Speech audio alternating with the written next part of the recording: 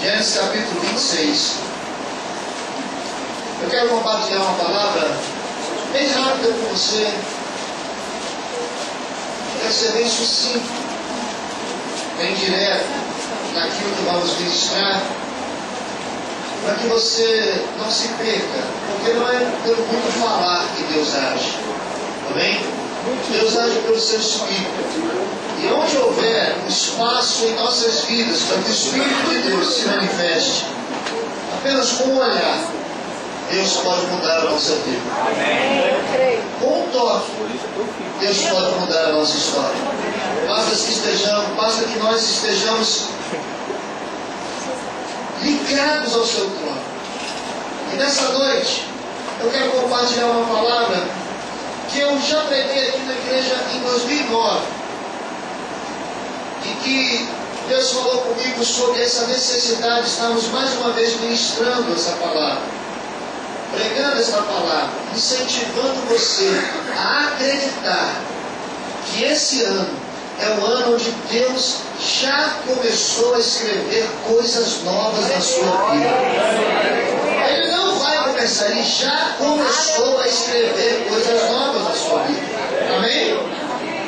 Gênesis capítulo 26, do verso 1 ao verso 3, depois vamos ler o 12 e o 13. Diz assim: sobrevindo fome à terra, além da primeira vida nos dias de Abraão, foi Isaac a gerar, avistar-se com Abimeleque, rei dos filisteus.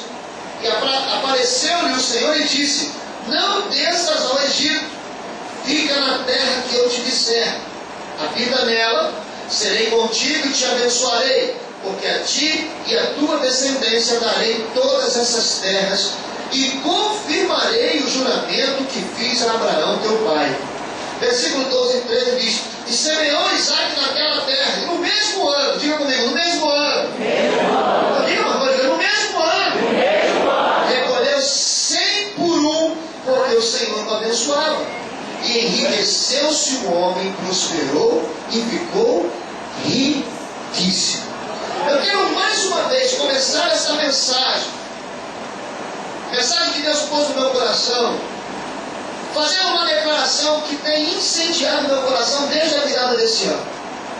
2012 é o ano em que Deus vai escrever um novo capítulo na nossa história. Eu creio nessa palavra de uma forma tão poderosa, que já estou me colocando à disposição de Deus para que Ele escreva algo a meu respeito. Amém? Não adianta nós declararmos que Deus vai fazer se você não se colocar à disposição. Não adianta. Não adianta nós declararmos que Deus vai realizar algo na nossa vida se nós não nos colocarmos o quê? À disposição do Senhor para que Ele possa cumprir aquilo que Ele prometeu. Quem joga bola, às vezes, quando ninguém dá a bola para você, você vai dizer: pô, ninguém toca a bola para mim. E a gente diz: mas você só vive marcado. Tem que se desmarcar. Quando a gente vê um jogo de vôlei, aquelas cortadas maravilhosas, o levantador, ele desloca todo o bloqueio para o cara que está lá na ponta sozinho arremessar a bola. Também no basquete. Algumas vezes Deus quer realizar algo na nossa vida, mas a gente está marcado. Olha para o irmão assim: se desmarca, meu irmão. Olha só, se desmarca, sai daí, porque Deus tem que tocar a bola para você. Você está muito marcado. Marcado por quê? Marcado ali pela angústia, pelo passado, pela dor, pela falta de alegria. Mas Deus vai fazer algo profético na nossa vida. Amém? Essa declaração, essa direção de Deus é algo tão tremendo que muitos já começaram a viver algo novo. Estão experimentando coisas que nunca imaginaram na sua vida acontecer. A cada semana alguém nos procura dizendo: pastor, Deus abriu uma porta que eu nem esperava. Pastor, Deus fez isso, eu nem esperava. Pastor, isso é o quê? É um sinal de que Deus já começou a escrever algo novo na nossa vida. E vem mais aí. Vem casas próprias por aí. Amém? Vem casamentos por aí. Vem filhos por aí.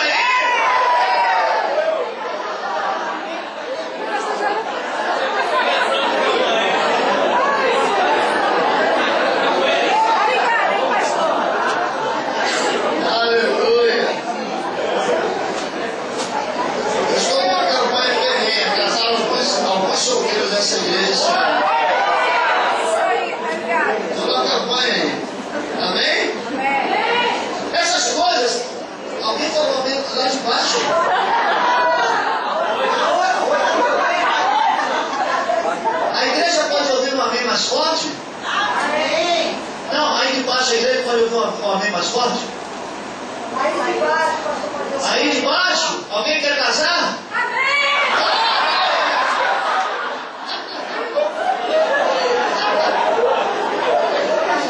Olha, eu vi que esse amém é um amém meio desesperado. Essas coisas, meu irmão, elas estão acontecendo tanto no aspecto natural quanto no aspecto espiritual também. Deus vai usar você de tal maneira. Deus vai colocar pessoas diante dos teus olhos que você vai pensar assim, mas logo eu vou pregar, eu vou fazer. Deus vai usar você, meu irmão, porque você é uma potência nas mãos de Deus.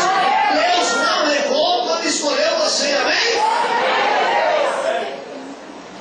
Mas é verdade também que em meio a essa grande euforia, em meio a essa nuvem profética sobre nós, eu e você possamos estar passando ou querendo ser assediado por um período difícil na nossa história.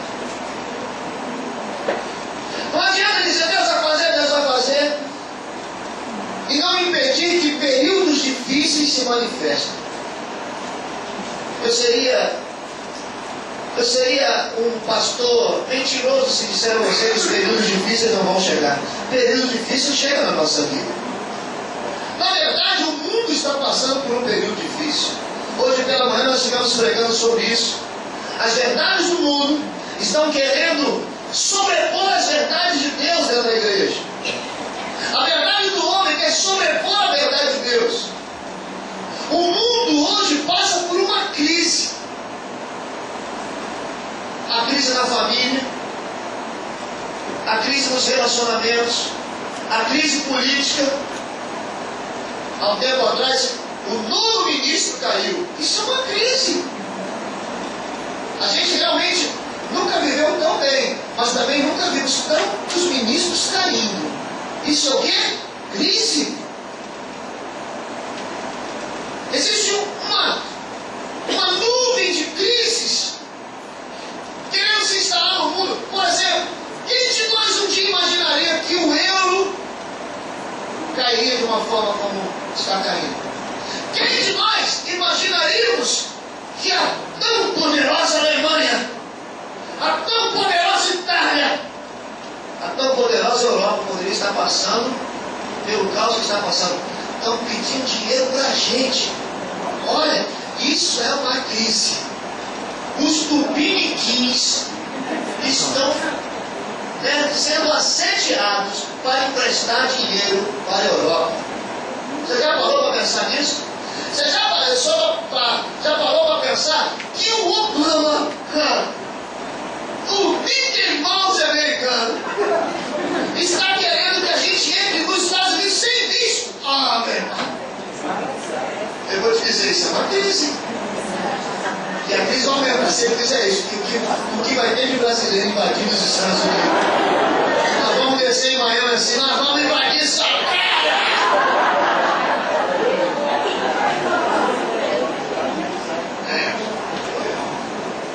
Crise.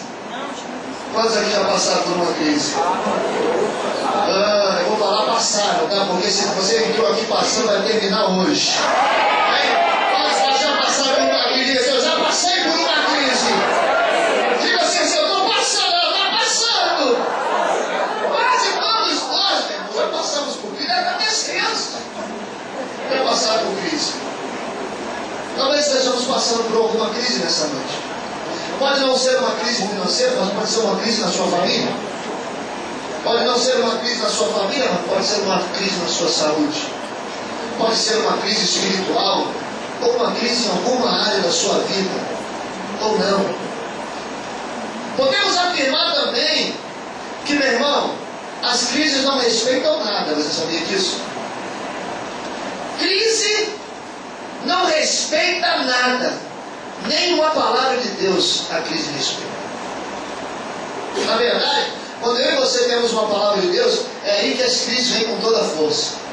Nós acabamos de cantar, Deus fará um caminho para você.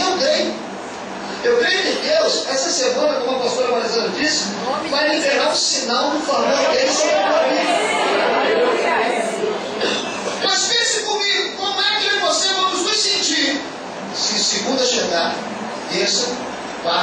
quinta, sexta, sábado, domingo de manhã, na hora do culto. Nada aconteceu na sua vida. O que acontece com a gente? A gente entra em crise. Puxa, pastor, não aconteceu, a coisa só piorou. Esse tipo de crise, né? Está sempre querendo bater a nossa porta. Já aconteceu com você que você saiu de um culto abençoado, né? Como dizem os pentecostais, eu saí flutuando e do nada o mundo desaba sobre a tua cabeça? Já aconteceu isso com você? Deus falando, Deus usando, Deus ministrando, você sentindo a presença do Espírito Santo, desceu, né? No caso aqui, desceu a escada. Meu irmão, parece que você dá aquele louvor. Meu mundo caiu.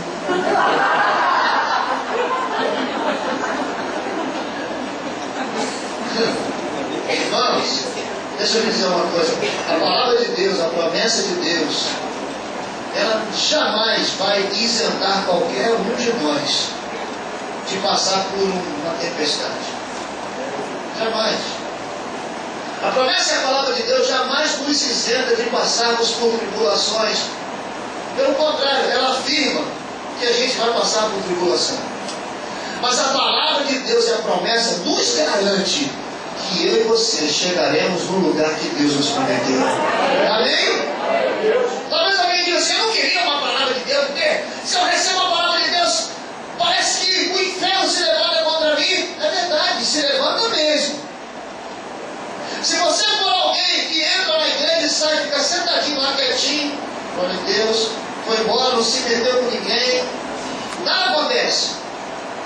Pode ser que as coisas na tua vida sejam uma maravilha, mas você está lá sentadinho e alguém diz, você aí, ou Deus te dá uma palavra, você eu vou, glória, pode se preparar.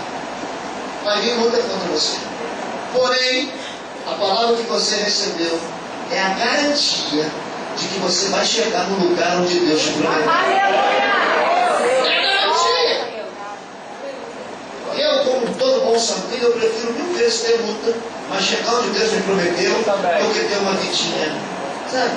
Uma vidinha sem nada acontecer. Uma vidinha assim, né? Medíocre. De medíocre significa remédio. Você está entendendo? Então, se você está passando por algum tipo de crise, fica firme. Você vai chegar onde Deus te prometeu. Aleluia! Amém ou amém? Quando nós olhamos para o texto, e eu já estou quase terminando a introdução à palavra, porque a palavra em si é pequena, mas quando nós chegamos ao texto, voltando ao texto, nós vemos que Isaac estava vivendo um momento de crise. Qual é a crise do texto? Havia fome na terra. O texto começa dizendo, sobrevindo fome à terra.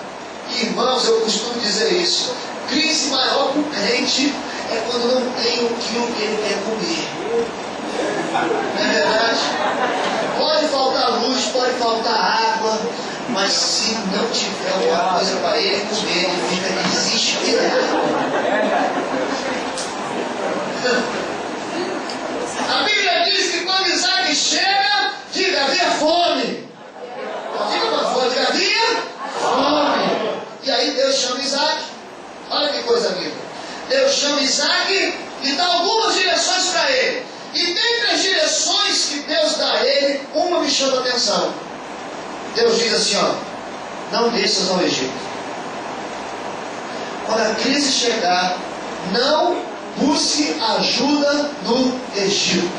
Quando a crise chegar, entenda que o Egito pode até te ajudar, mas não é a resposta que você precisa.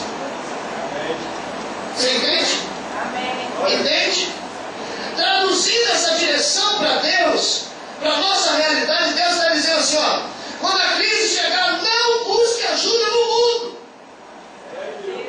Quando a crise chegar, não se envolva com as coisas do mundo.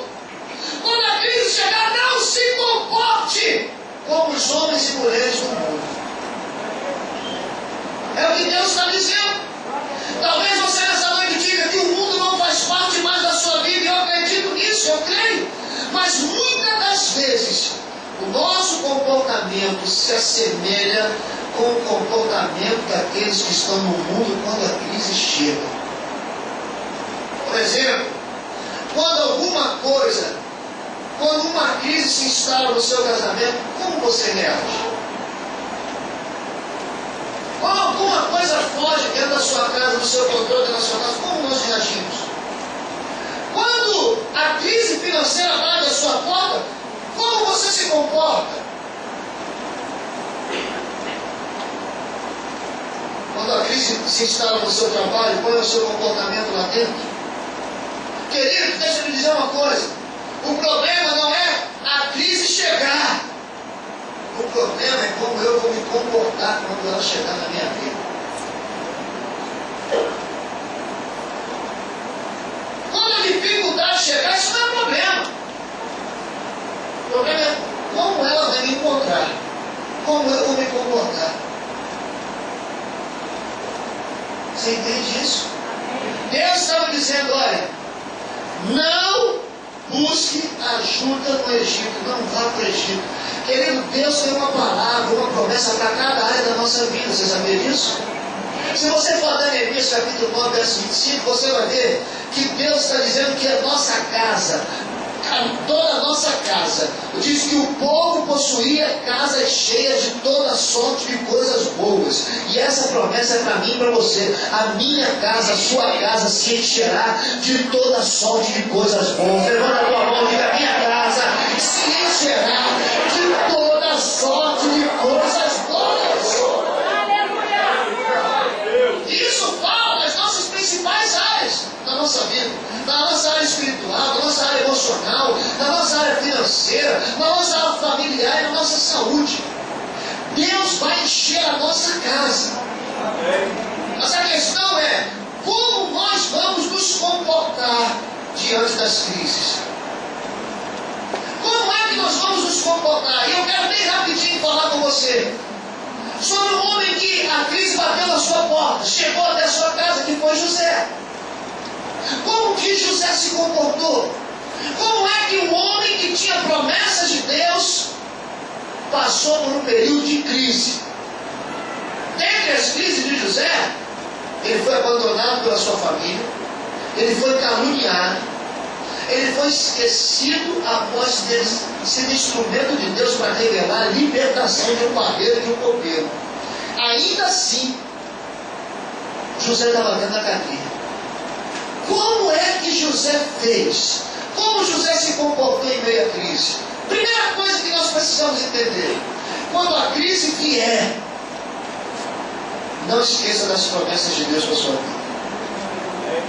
Quem tem promessa de Deus aqui nessa noite? Eu. Levanta a tua mão e diz, eu tenho promessa de Deus. Preste atenção numa coisa. Quando eu permaneço com a promessa acesa dentro de mim, eu não desisto. Você sabia? Você sabia que aqueles que desistem, a primeira coisa que acontece é apagar a promessa de Deus na vida dele? Quando eu mantenho a promessa de Deus acesa dentro de mim, eu não desisto. Joyce Meyer diz o seguinte: o seu deserto é do tamanho da sua boca.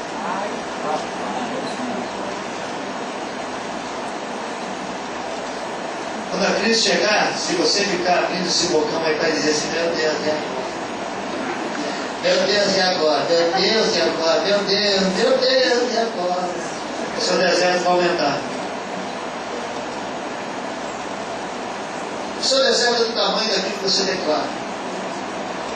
E aquele que tem a promessa acesa dentro dele, a crise chegou e falou assim, já passou.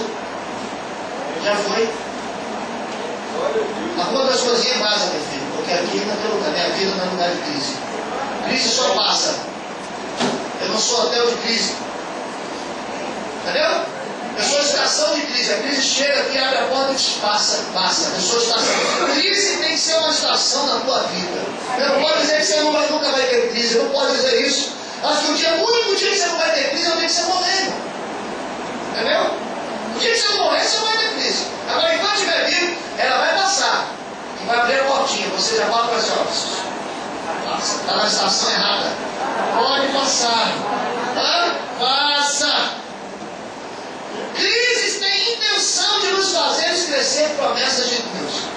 José dentro da cadeia, José lá no calabouço, nunca esquecendo que Deus prometeu para ele. Você está passando por uma crise na sua família, lembre-se, você e a sua casa servirão ao Senhor. Você está passando por uma crise financeira, lembre-se, eu nunca vi um justo mendigado com a minha sua descendência. Você está passando por uma crise na sua saúde, Ele levou sobre si as nossas dores e por suas pisaduras nós fomos sarados.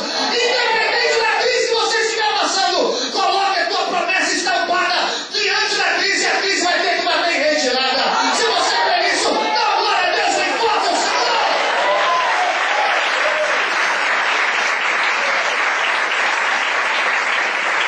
José é alguém que não aprendeu, que aprendeu a não murmurar. Você não vê um versículo sequer de José no meio de uma crise murmurando, reclamando. Não vê um versículo sequer, um comportamento de alguém que estava diante de uma crise murmurando. A pior coisa, meu irmão, é passar por um problema murmurando. Se murmuração resolver esse problema, o povo estava em 5 minutos na terra da promessa. Mais rápido que o trem bala. Não é verdade? Se murmuração resolver esse problema, irmão, o mundo não teria problema, ou o povo a murmurar. Não murmure. Aprenda isso. Não murmure. A murmuração adia o cumprimento da promessa de Deus na nossa vida.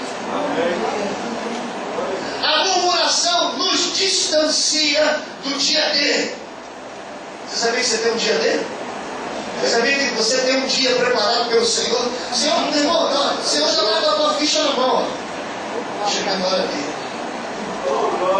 Chega. Eu estou aqui ensinando porque Deus tem parte ou não, tá? Miguel, está chegando a hora dele. Aí Miguel fala, não pode, você está murmurando. Puxa vida. Bota lá para trás, filho. A murmuração atrasa o cumprimento do milagre na sua vida. Diga para o Senhor, a murmuração atrasa o cumprimento do milagre na sua vida. Você que é casado, né, os casados, quando a mulher murmura, não dá vontade de fazer nada, né? Toda mulher murmura. O homem é a mesma coisa. O homem chega em casa e começa a reclamar da carne, começa a reclamar do arroz, poxa, esse frango aí, o que é isso? E uma promessa vai ficar todo dia naquela coisa, se você tinha intenção de assim.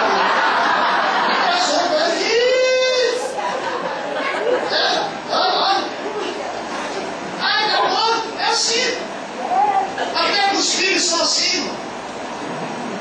Até, às vezes nós pais, a gente faz um esforço danado para dar o melhor para os nossos filhos, não é verdade? Eu sou assim.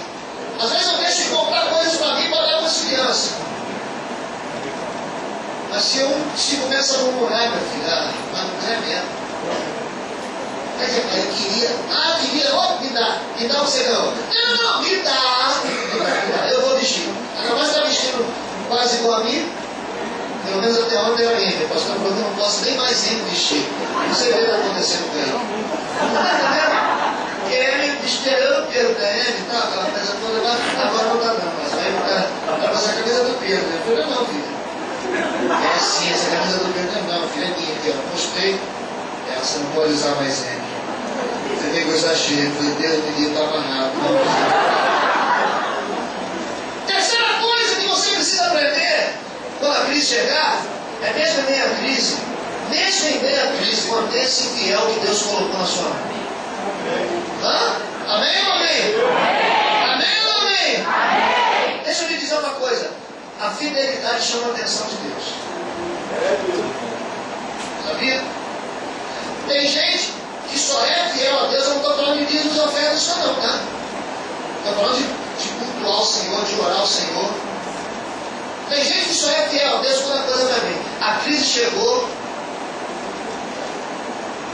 não vem a reunião do ministério, não vem a culto, não vem. É só a crise chegar. A fidelidade chama a atenção de Deus. Irmãos, olha aqui. Uma das intenções da crise, quando ela chega, é te fazer pensar que não vale a pena ser fiel ao Senhor. Caramba, eu sou fiel a Deus, aí está acontecendo, está tudo desagando, está tudo acontecendo. Eu vou morrer, Deus sabe, eu vou ficar envergonhado. Quando a crise chega, a intenção dela é te fazer pensar que não vale a pena ser fiel ao Senhor. Segura na mão do Senhor e diga assim para ele, Senhor: lute para manter-se fiel até o fim. Aleluia. Amém? A crise não vai atrapalhar a minha fidelidade ao Senhor. Levanta sua mão e diga: a crise não vai atrapalhar a minha fidelidade ao Senhor. Posso dizer uma coisa? Às vezes, até no relacionamento com o irmão, se você sofre um relacionamento, por exemplo, eu sou amigo do Rafael. O dia que o Rafael fizer alguma coisa comigo, tiver uma crise no nosso relacionamento, eu começo a falar com o Rafael, eu juro. Fala: Rafael, isso nunca aconteceu com ninguém aqui, graças a Deus. Ah, aqui não. Os que tinham aqui foram embora. Fica com o Rafael. Ei, se eu nunca falei mal do Rafael quando era meu amigo, por que eu vou falar agora quando a crise veio? Tem maridos que não, eu não vou ser fiel à minha esposa, não, minha esposa está sendo fiel a mim, não vou pagar com a mesma mulher. Ei, você tem que saber que quando você traz sua esposa, você está primeiro a Deus. Independente se a crise chegar, eu vou me manter fiel àquilo que Deus colocou nas minhas mãos. Amém? Amém ou amém? Outra coisa, para correr, eu já estou terminando, falta só metade de uma página. Outra coisa, quando a crise chegar, aprenda o que você tinha que aprender nesse momento de crise. Senão você não pula para outro estágio.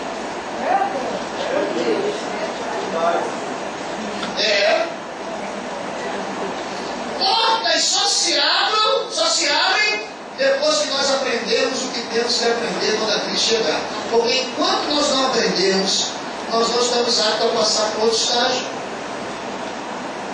Sabia? Existem crises que se manifestam para te ensinar alguma coisa, você vai ter que aprender.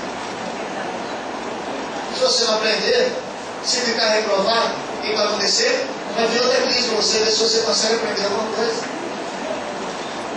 Então, quando alguma situação adversa chegar, aprenda: Senhor, o que o Senhor quer me ensinar com isso?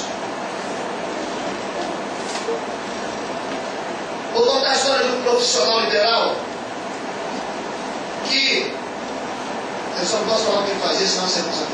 Um profissional liberal, ele começou a pegar serviço e entregar. Pegava muito serviço e entregava. O que aconteceu? Ninguém parou, ninguém foi mais sair para poder fazer trabalho. O que aconteceu? A crise chegou. Por que a crise chegou? Porque ele pegava o trabalho e entregava.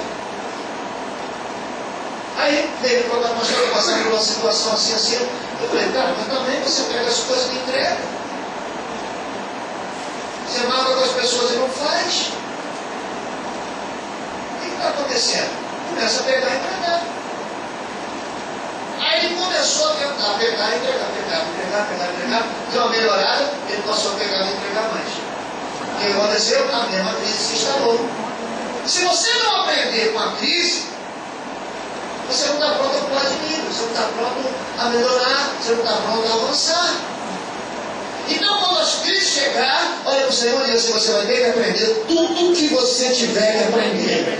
Aleluia! Você sabe, né? Claro que sabe, já viu muita gente pregando. Você sabe o que crise significa para os ocidentais? Para os chineses oriental? Crise significa oportunidade. Enquanto não aprendermos, não vamos poder avançar. E olha, essa crise que talvez você esteja passando é a tua história sendo escrita. Amém? Essa crise que você está passando é a tua história de crescimento sendo escrita. É a semente para o teu crescimento. Por isso, aprenda o que você tem que aprender. Vou terminar agora e dizer os músicos aqui. Como é que você tem se comportado no meio das crises? Como é que você se comporta enquanto as portas não se abrem? Deixa eu me dizer, Davi foi alguém que não perdeu tempo na hora da crise e formou um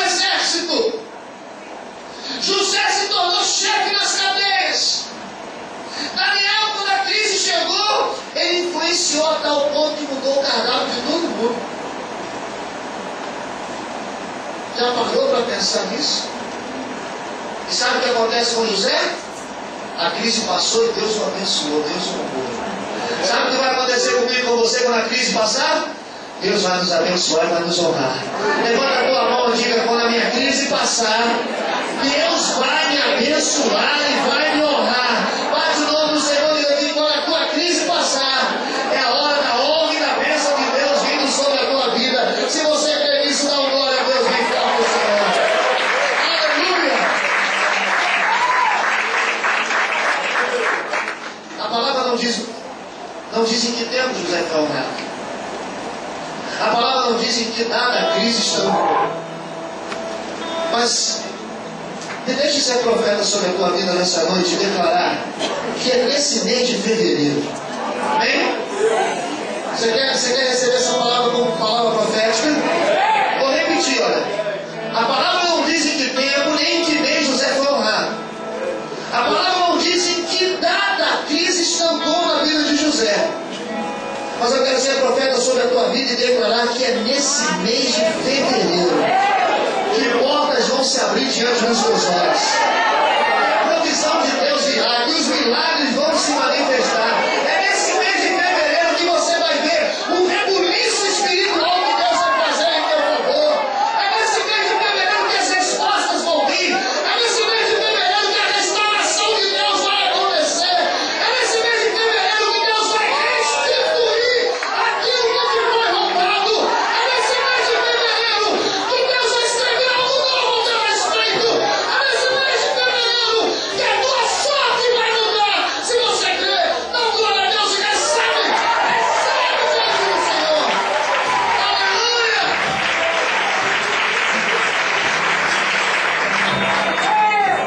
Eu quero chamar a atenção para um dos maiores segredos desse texto e dessa história. Versículo 12 e versículo 13. Diz que Deus enriqueceu Isaac, o prosperou e o tornou riquíssimo. Mas sabe por que Deus fez isso? Porque mesmo em meio à crise, Isaac nunca deixou de semear.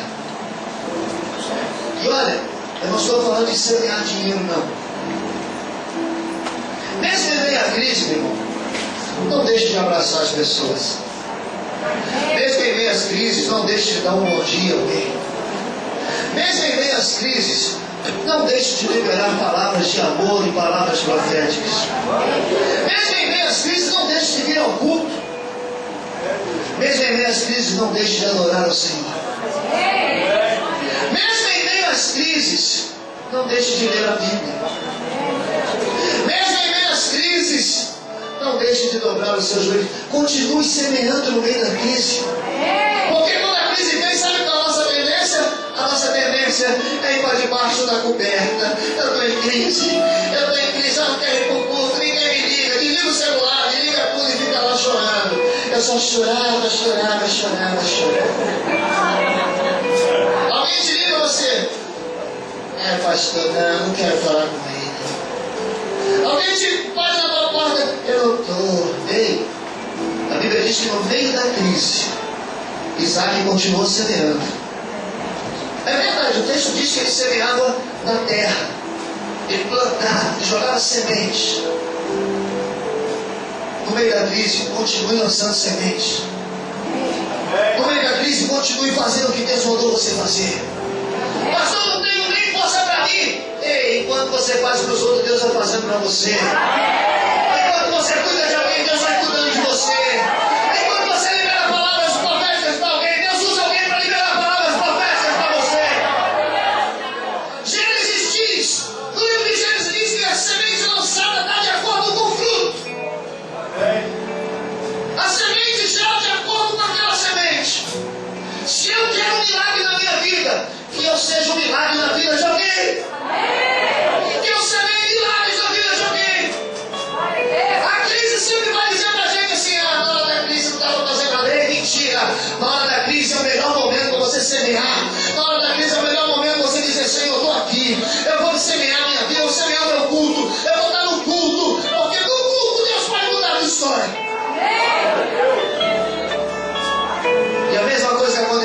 sabe o que vai acontecer com você. Esse mês, Deus vai te tornar um homem e uma mulher próspera. Uma família abençoada. Uma casa cheia de toda sorte de bênçãos. Amém? Amém ou amém? Se você quer um milagre, seja uma semente de milagres na vida de alguém. Não use a crise para dizer não na hora da semeadura.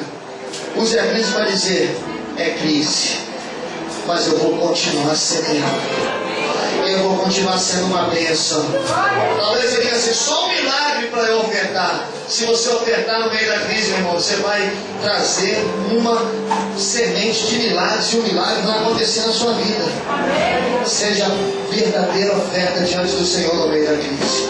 Amém? Diga com o seu irmão assim, quando a crise chegar, ela vai me encontrar de pé.